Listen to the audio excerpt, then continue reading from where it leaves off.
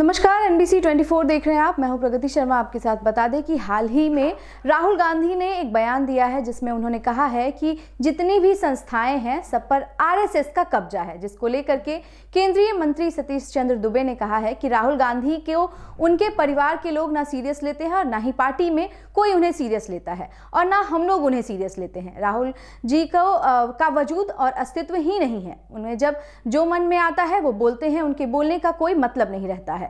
मथुआ समाज के लोगों को बंगाल से वोटर लिस्ट नाम से हटाया गया है। इसको लेकर के ममता बनर्जी ने कहा है कि बीजेपी लोकतंत्र खत्म करना चाहती है, जिस पर सतीश चंद्र दुबे ने कहा कि ममता दीदी इतना परेशान क्यों है? चुनाव आयोग किसी का नाम ऐसे नहीं काटता है। चुनाव आयोग पहले नोटिस देगा और फिर किसी का नाम काटा है। कोई कंप्लेन है और कोई कार्रवाई होगी उस पर वो करेगा। वहीं SIR कोई पहली बार नहीं कर रहा है। ममता दीदी बांग्लादेशी वोटर पर ज्यादा भरोसा है, पश्चिम बंगाल के वोटर पर कम भरोसा है। आगे देखिए सतीश चंद्र दुबे ने क्या कहा।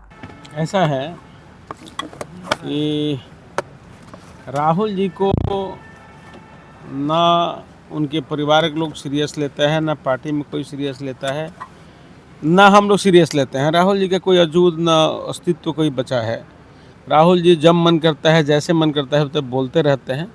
उनके बोलने का कोई मतलब ही नहीं रहता है। सर, ममता बनर्जी ने कहा है कि बीजेपी लोकतंत्र को समाप्त करना चाहती है। कलकत्ता बंगाल से मथुआ समुदाय को वोटर लिस्ट से उनका नाम काटना चाहती है। ऐसा है कि ममता दीदी इतना परेशान क्यों है?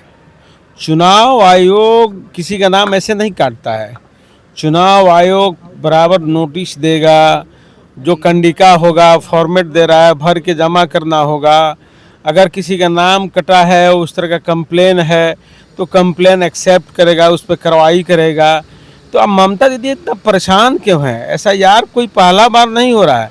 ममता दीदी को बांग्लादेशी वोटर पर ज़्यादा भरोसा है, पश्चिम बंगाल के वोटर पर कम भरोसा है। देश के गृह बांग्लादेश में सर लगातार हिंदुओं को प्रताड़ित किया जा रहा है। हाल में एक हिंदू को मार के पेड़ से टांग दिया गया, फिर जला दिया गया। ऐसा है कि बांग्लादेश, अगर ममता दीदी तो वही बनाना चाहती है पश्चिम बंगाल को। ममता दीदी तो पश्चिम बंगाल को वही तो बनाना चाहती है, बांग्लादेश, दूसरा बांग्लादेश। अमित शाह ने कहा है कि घुसपैठिए जो है बंगाल के रास्ते भारत में प्रवेश करते हैं। पश्चिम बंगाल के रास्ते ही भारत में प्रवेश करते हैं, सही बात है। वहीं से आते हैं, वहीं से जगह जगह ट्रेन पकड़ के देश के किसी कोना में जाते हैं। तो हर हाल में उन लोगों को भगाया जाएगा, धक्का मार के भगाया जाएगा, क्योंकि उन लोगों का यहाँ जगह नहीं है। वो लोग बांग्लादेश के रहने वाले हैं, बांग्लादेश में जाएं। जीतन राम मांझी ने कल कहा है कि 5 राज्यसभा सीट में 1 सीट मिलना चाहिए और नहीं मिला तो पार्टी और गठबंधन छोड़ देंगे।